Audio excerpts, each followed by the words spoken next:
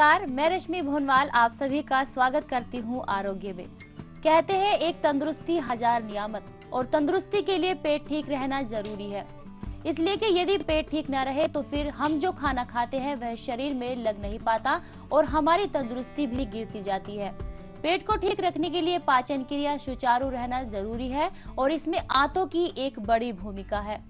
आज मैं विख्यात और पीढ़ी दर पीढ़ी आयुर्वेद की सेवा में लगे वैद्य दीपक कुमार जी से इसी समस्या पर प्रकाश डालने का निवेदन करूंगी। साथ ही जानेंगे कि आयुर्वेद अपने नाम के अनुसार एक लंबी उम्र के लिए पेट की समस्या को जड़ से कैसे दूर कर सकता है और हमें नया स्वास्थ्य प्रदान कर सकता है। वैद्य जी, आपका स्वागत है हमारे स्टूडियो में। नमस्कार। तो आइए जानते हैं इस विषय में वैद्य जी से। वैद्य जी, आंतों में सूजन रहना, जकड़न रहना, इसके क्या कारण है? रश्मि जी, आज समाज में सबसे बड़ी समस्या हो गई कूड़े की। लोग तो कहते हैं कि हमारे मोहल्ले में कूड़ा बहुत ज़्यादा है, कोई कहता है हमारे गांव के बाहर कूड़ा बहुत ज़्यादा है, कोई कहता है कि शहर के अंदर कूड़ा बहुत ज़्यादा है। लेकिन मेरा ये मानना है सबसे बड़ा कूड़ा घर हमने अपने पेट को बना लिया। हमारा खाने की पद्धति, खाने के नियम, खाने का आहार विहार सब चेंज हो गया। चाय पी, ऊपर से कोल्ड ड्रिंक्स ले ली, उसके ऊपर फिर कॉफ़ी ले ली, फिर ठंडा पानी पी लिया। तले हुए भोजन का तो बहुत ज़्यादा प्रयोग बढ़ गया। सुबह अक्सर लोग भागम भाग में बाज़ार का नाश्ता, पूरी छोले या छोले भटूरे, ये ज़्यादा सेवन करते हैं और फिजिकल वर्क बहुत कम हो गया। खाने में जल्दी हर काम से ज़्यादा करते हैं। लोग ये सोचते हैं कि ठूस लो, पेट में पहुंच जाएगा, सब काम ठीक हो जाएगा, जबकि ये बहुत गलत बात है। हमारे बड़ों की कहावत है, खाने को पियो और पानी को खाओ। यानी कि भोजन को इतना चबाओ कि वो पेट में पहुंचने के बाद आंतों को ज़्यादा काम ना करना पड़े। और पानी थोड़ी देर बाद लेंगे तो हमारे शरीर में पानी की कमी नहीं होगी। इसीलिए कहा भी है, जो भोजन के ग्रास को चाबे 40 बार, यानी कि जो मुंह में एक ग्रास लेने के बाद 40 बार चबाता है, यद्यपि जल ना पिए बढ़े शक्ति अपार।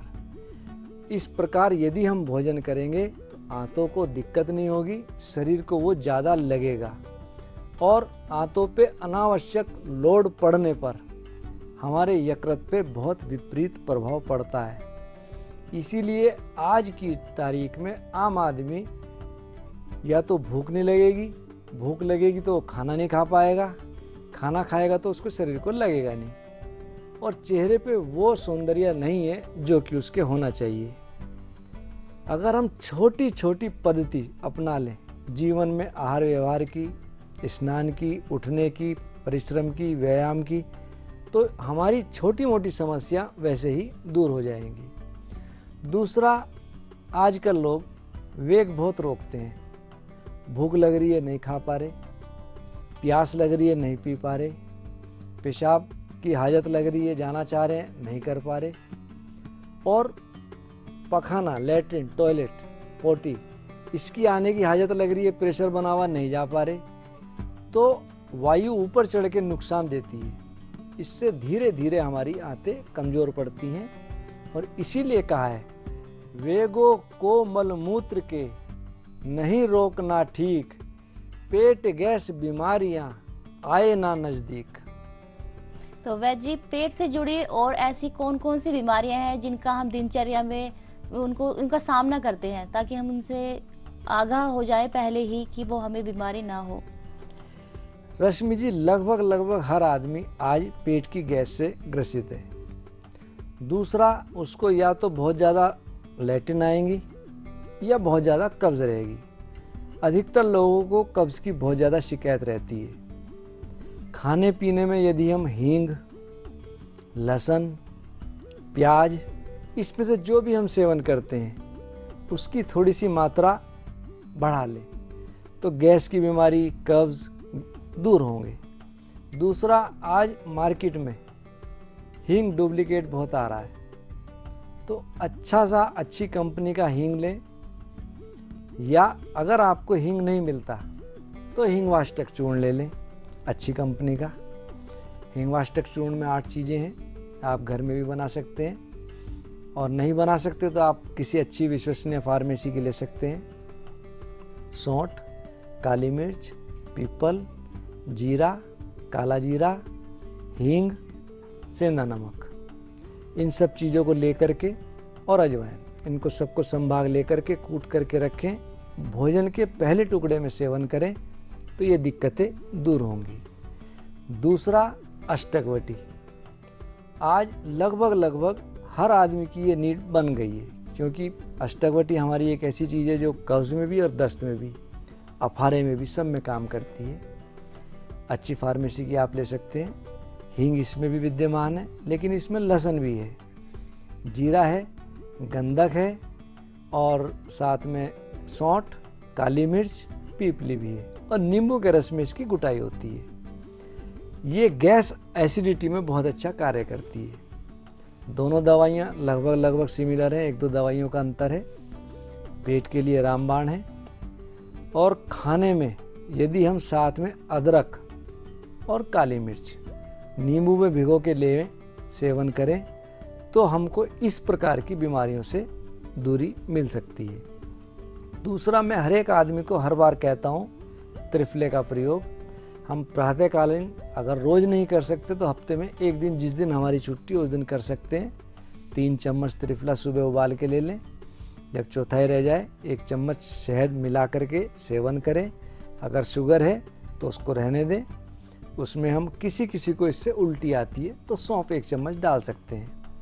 और यदि त्रिफला लेने में दिक्कत हो तो आप गुलकंद का सेवन करें या प्रवाही का आहार चूर्ण ले सकते हैं जो मल को साफ करता है। हमारे यहाँ का निर्मित है, जिसमें सौंठ, सौंफ, सनाए, इसबगोल की भूसी और मिश्री है। इसबगोल की भूसी हमारे पेट के लिए बहुत अच्छी है। हम इसको यदि कुछ समय लगातार लें तो ये फाइबर है, हमारे पेट से मल को बाहर करती है। खाने पीने में हम तला हुआ अवॉइड करें, मिर्च मसाले कम से कम लें, सात्विक भोजन लें, जीने की दिनचर्या बनाएं। मैंने पहले भी एक बार कहा था कि यदि हम सूर्योदय से पहले उठें तो हमारे शरीर की जो क्रिया है उसको कमांड करता है सूरज। अगर हम सूर्योदय से पहले उठेंगे तो अपने आप को बहुत स्फूर्तिमान महसूस करेंगे और हमारे जितने भी शरीर के अवयव हैं, ऑर्गन्स हैं, ज़्यादा काम करेंगे और मल अपने आप पास आउट होगा। कब्ज़ की, गैस की बीमारियों से हम इनसे बच सकते हैं। सुबह उठ के हम पानी ज़्यादा पिएं। मैंने पहले भी कहा था, सोना, चांदी या तांबा, ये 3 प्रधान हमारे यहाँ मेटल्स हैं। सोने का बर्तन हो या चांदी का बर्तन हो या कांसे का बर्तन हो। तो सोना और चांदी आम आदमी की घर में उपलब्ध नहीं होता, खोने का, चोरी का डर भी रहता है, तो हम तांबे का बर्तन, कांसे का नहीं, तांबे का बर्तन लें, रात को पानी भरें और सुबह को उसको निन्नो पेट पिएं। तो हमारी पेट की छोटी मोटी बीमारियां इससे दूर होंगी। दूसरा, मैं ये हर एक को कहता हूँ कि घूमना बहुत ज़रूरी है। प्रातःकालीन यदि घूमेंगे तो पेट की बीमारियां पास नहीं आएंगी। चलिए, तो वैद्य जी, ये तो हुई बात गैस, कब्ज आदि की। लेकिन अगर हम बात करें आंत की बीमारियों की, तो आंत की ऐसी कौन कौन सी बीमारियां हैं जो आम आदमी को फेस करनी होती हैं? सबसे पहली तो गैस, कब्ज की बीमारी भी हमारी आंत की है। कई बार मल इसमें जमा हो जाता है तो तब ये दिक्कत ज़्यादा होती है। मल सड़न लगता है, गैस बनती है और बहुत ज़्यादा यदि हम तला हुआ खाएं, जंक फूड का सेवन ज़्यादा करें तो आंतों में सूजन आने लगती है। और आंतों की बीमारियां बनने के बाद हमारा लीवर निश्चित रूप से अफेक्टेड होता है। कारण उसको पचाने के लिए लीवर के ऊपर हमारे अनावश्यक रूप से बोझ बढ़ जाता है। इसलिए एक पार्ट दूसरा पार्ट से लिंक तो है ही। यदि हमें बॉडी को सब कुछ ठीक रखना है तो इस तरह का प्रयोग ना करें जिससे हमें गैस बने। दूसरा, आजकल देखा गया बहुतायत में कि लोगों को कब्ज या दस्त बहुत ज़्यादा रहते हैं। किसी किसी को भूख बहुत कम लगती है। तो एक छोटा सा प्रयोग बता रहा हूँ, घर में करें तो आंतों की कम से कम कोई बीमारी नहीं बनेगी। ये प्रयोग है वर्धमान पीपली का। हम 2 पीपल लें, उसको 100 ग्राम दूध में या 200 ग्राम दूध में, जैसा हम जितना पी सकते हैं। बहुत से लोगों को दूध अनुकूल नहीं होता, उनके लिए भी ये बहुत रामबाण नुस्खा है। उसमें उतना ही पानी मिला लें और उसको उबाल लें। जब पानी का अंश उड़ जाए तो उन पीपलियों को हम चबा लें और ऊपर से दूध पी लें। हम 10 दिन तक प्रतिदिन एक एक पीपली बढ़ाते रहें और 10 दिन के बाद धीरे धीरे हम एक एक पीपली घटा सकते हैं और कुछ समय कंटिन्यूटी में ले भी सकते हैं। इस प्रयोग से पेट की सारी बीमारी, चाहे कब्ज हो, दस्त हो, इवन लीवर अफेक्टेड हो, लीवर में सूजन हो, भूख ना लगती हो, उल्टी आती हो, सब के लिए ये रामबाण नुस्खा है। मेरे बाबा जी भी इसको बहुत प्रयोग करवाते थे, पिताजी भी बहुत प्रयोग करवाते थे और मैंने भी आज तक किसी को इस नुस्खे से ऐसा नहीं हो सकता कि उसको लाभ ना मिला हो। बहुत अचूक नुस्खा है। इसको वर्धमान पीपली के नाम से भी जानते हैं। तो दर्शकों, जैसे कि आज आप देख रहे हैं, हम बात कर रहे हैं आंत से जुड़ी समस्याओं की। अगर आप भी किसी समस्या का निदान चाहते हैं तो वैद्य जी से सीधे संपर्क कर सकते हैं। वैद्य जी का फोन नंबर कार्यक्रम के दौरान फ्लैश किया जा रहा है। तो वैद्य जी, इस समय हमारे साथ एक कॉलर जुड़ चुके हैं, आइए सुनते हैं उनकी क्या समस्या है। हेलो। हेलो। हाँ जी, आप अपना नाम बताइए और कहाँ से बोल रहे हैं आप? भवानी शंकर, बिहार से बोल रहा हूँ। अपना नाम बताएं। भवानी शंकर जी, पूछिए आप क्या पूछना चाहते हैं वैद्य जी से। मेरे थोड़ा बीपी की शिकायत रहती है और शुगर की भी है। भवानी जी, आपका बीपी और शुगर कितनी है? बीपी तो 110 और 160 के बीच में रहता है और शुगर 200 के आसपास रहती है। ठीक। भवानी जी, नंबर 1, उस कारण को सोचो कि किस कारण से आपकी बीपी और शुगर शूट अप हुई।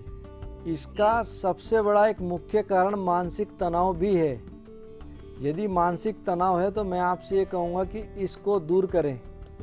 कारण मानसिक तनाव पालने से होता तो कुछ नहीं, बीमारियां जरूर बढ़ती हैं और फिर उनको जिंदगी भर के लिए दवाइयों के ऊपर रहना पड़ता है।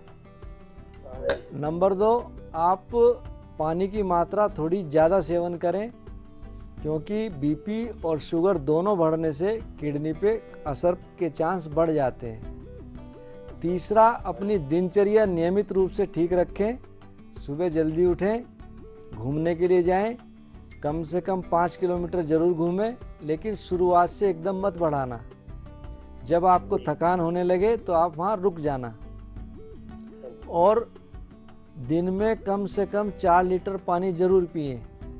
मीठा, मिठाइयाँ, आलू, चावल, कंद, चाहे जिमी कंद हो या शकरकंद हो, उसका परहेज रखें। नमक, मिर्च, मसाले कम से कम लें।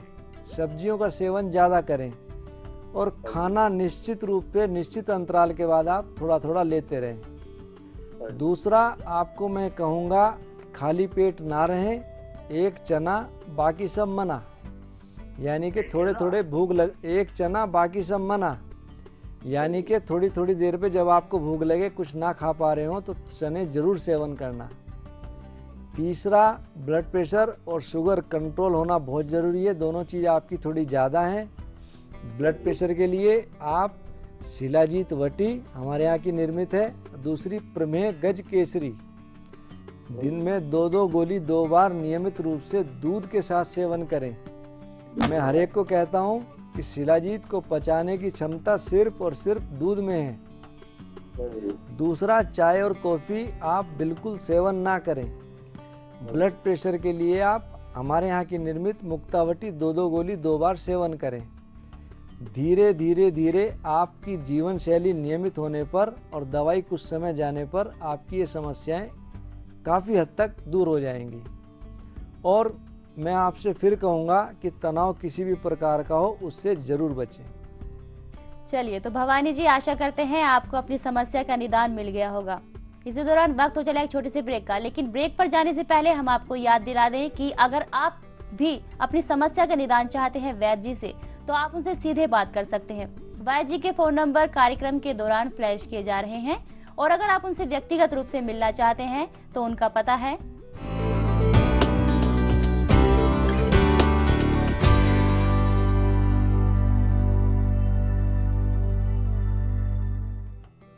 यहाँ रुकेंगे छोटे से ब्रेक के लिए।